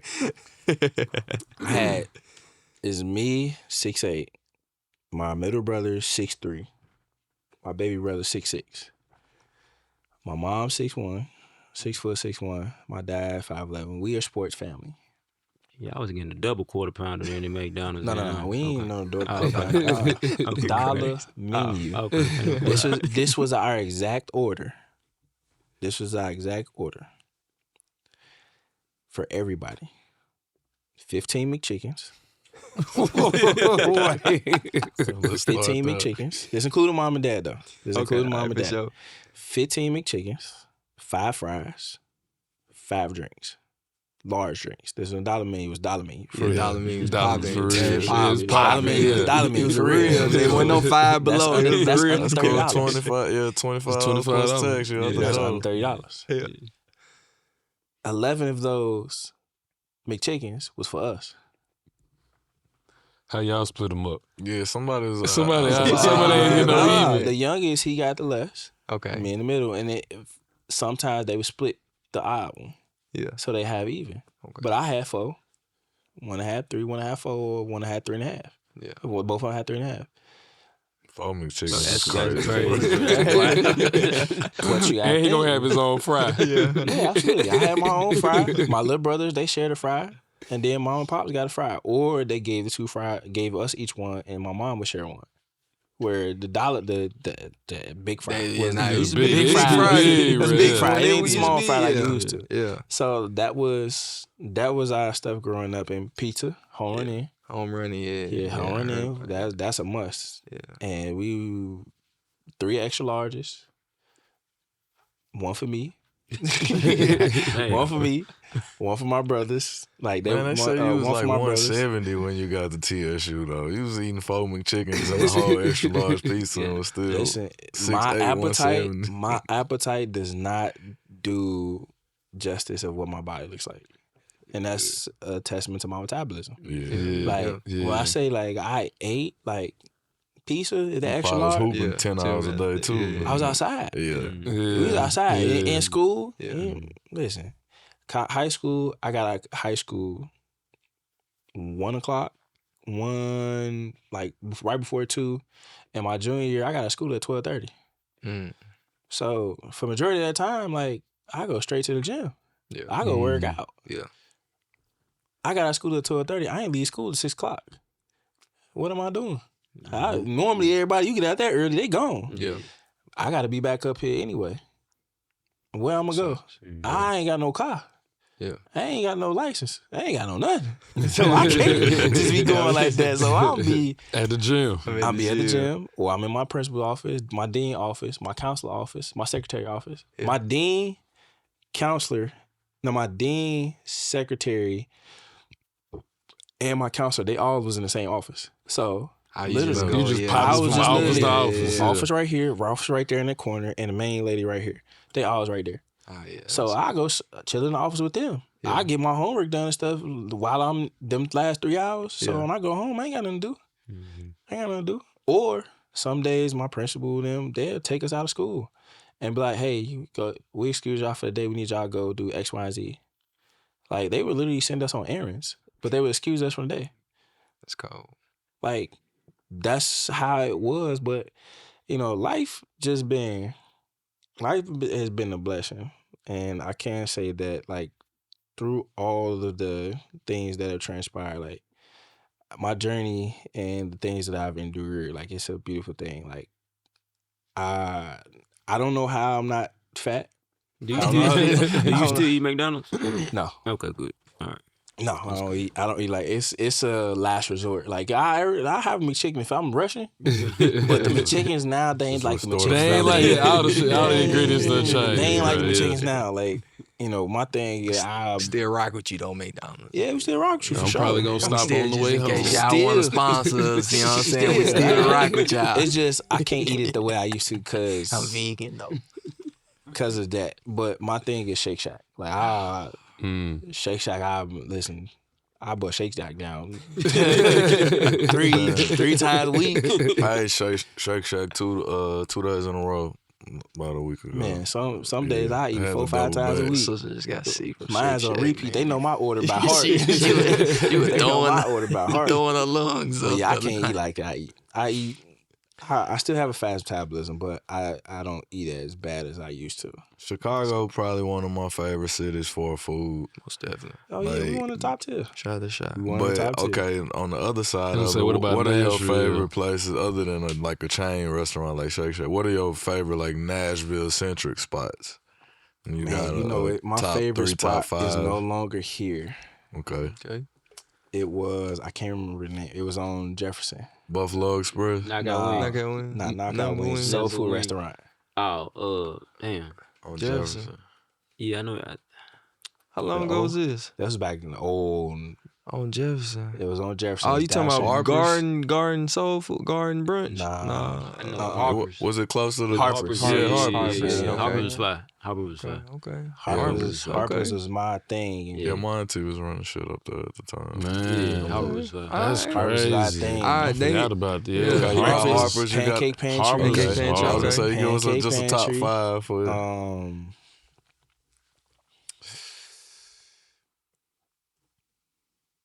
I say, I forget the name of the, what's the name of this place? What kind of food is it? Chicken. Knockout Wings was one. Knockout Wings. Yeah. But that's not the one that I'm talking about. But you got here in 2009, so you got to experience. You got to experience them biscuits. You get them biscuits. Listen, Knockout Wings was the, oh man. What was your order over there? Sweet tea. Yeah, that's sweet tea. Biscuits, sweet tea. Yeah. I used to buy it by the gallon too. They supposed to come back. They used to give it to us. They supposed to come back to Nashville Black Market this year. Who? Knockout Wings. Hey. That's an exclusive right there. But you said that wasn't one you just acknowledged. Knockout Wings for sure. Knockout Wings for sure one of the top tier. What was the other wing spot? Nothing But Wings. Nothing But Wings was cool. I wouldn't put them as top 5. Put them top 5. Okay, all right. Got Wings? Was it Got Wings? Got Wings still over. Yeah, Got Wings still over. Yeah. That's on the there's them only 3 I can think of right now. Gotcha.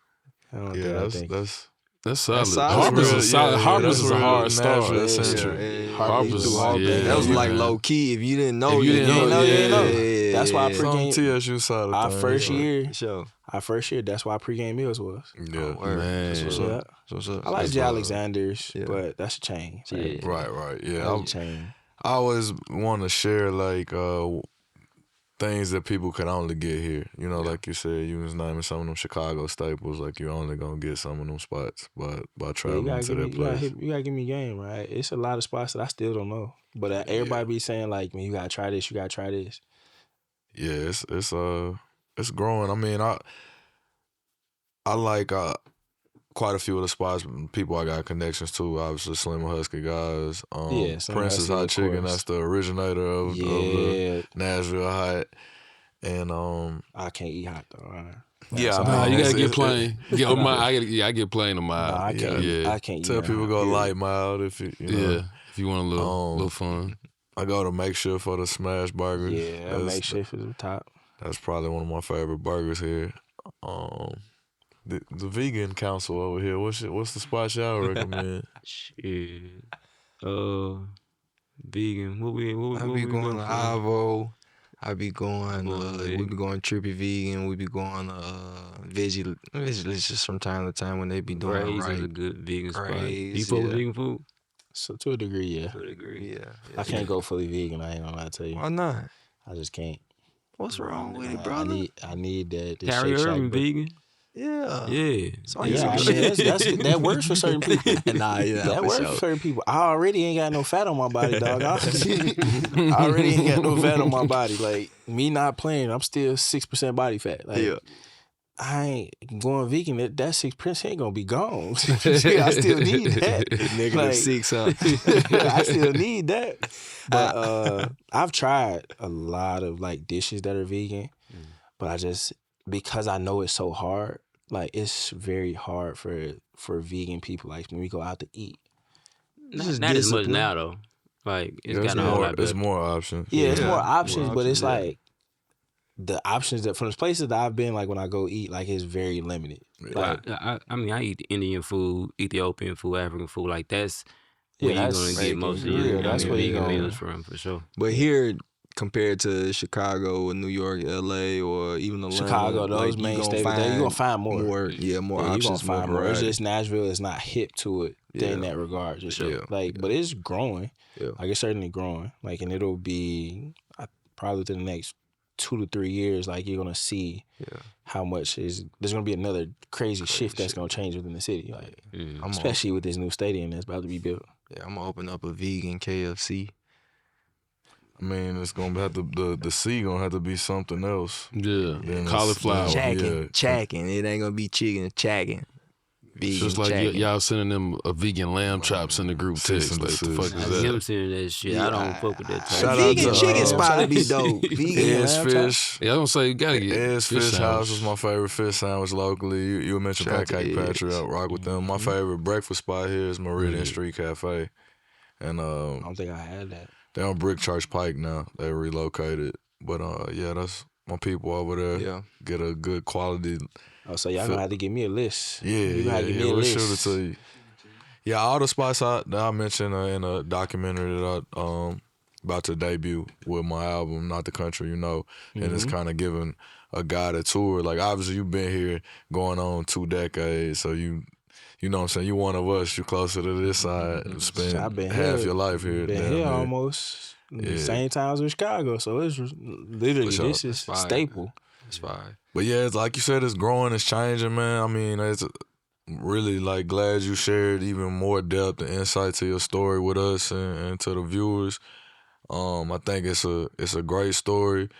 I applaud you for stepping out and telling it yourself. Like I'm an advocate for that. Who better to tell our stories than ourselves? And man, keep it up. Keep up the good work. Keep striving. Keep motivating and inspiring. Like the fact that you're conscious about like the generation behind us and how different it is. Like you said, the game of basketball has changed. The aspect of community and upbringing, as everything changes, you know, we have to be leaders. We have to be those constants to kind of preserve some of the things that probably like literally saved us. I think that's part of all of our stories, that the environment around us, there was those people that cared. It was those, those catalysts that just kept us on the straight and narrow to get here where we, you know what I'm saying, doing this together. So That's just wanted to that's say a major thing. Like I said, that this generation, like I said, they need us more than like ever. They need us more than ever. Sure. So, like I said, I'm a big advocate in understanding that the way that the world is, shit's getting harder. yeah. Shit's getting harder and harder, and the way that the world is going, like, they're trying to erase us. They're trying to erase our history and all these other different things. So a lot of people aren't believing in themselves to that regard because now they see, like, well, why should I do this? Why should I do that? But if we don't fight, then who will? Yeah. You see how everything is going, so. Man, this has been a great episode right here. Chat, if you're watching right now, make sure you subscribe, make sure you like it, make sure you share it. If you're in the comments right now, put some in the comments that you're working on. Let me throw your dubs, your gangbangs. Put your W's in the chat if you're rocking with it. Let us know what you working on right now in the chat as well. We want to make sure we accountability partners to y'all as well. So if you're working on something that's important, keep working. We've been working on a lot of different things like books. I ain't finished it, so I shouldn't have brought that up. Yeah, I was about to ask you, what chapter you on? Have you made it past chapter 4? Yeah, we gotta turn the books in next time week. we meet up and swap them out. We Homework is up. you first. Yeah, I got a lot of tabs open in my head, so we'll talk about that later. It's crazy. You say that. Yeah, we also didn't bring the cars. The Legos. We gotta bring that for next time. Yeah, we'll bring the books and the cars, man. I left mine in the garage, so I'm gonna bring mine here. I'm gonna drive it here next time. I bought a Bugatti. For real. To match the Lego. Okay. So, yeah. Looking forward to that. We getting money over here, y'all. Nah, but seriously. Work in progress. We appreciate y'all tuning in, man. Like I said, y'all got to keep sharing. Y'all got to keep subscribing. Y'all got to keep liking. Tell somebody about the podcast. Like I said, keep working. We all works in progress. Before we get out of here, y'all want to tell us what y'all going to be working on till next time? What you working on, Lito? Working on another album. Busy. I'm working on my plans for the summer, lining up some touring and things like that. I've been, just business and keeping it going, getting my plans for the summer so I can also streamline what my daughter's doing this summer. Balance. We're going to see if we can go on tour with Lito this summer, y'all. Bring the turntables, Los. This is DJ Loso right here. Man. I went to road. your house party the other night. It was a cool event. Yeah. You spiked the punch, I think. I did. The wings, the punch. It was a great vibe. You getting the videos of him dancing again? Yeah, I got some videos of him dancing too. I got him on camera, y'all. Blur. I was outside all weekend. Hey, shoot, what you working on right now? Man, I finished my book. Okay. So I'm looking forward to discussing, what we pull from each of the books, because I got some things I want to share with y'all from the book, so I'm going to make my notes from that.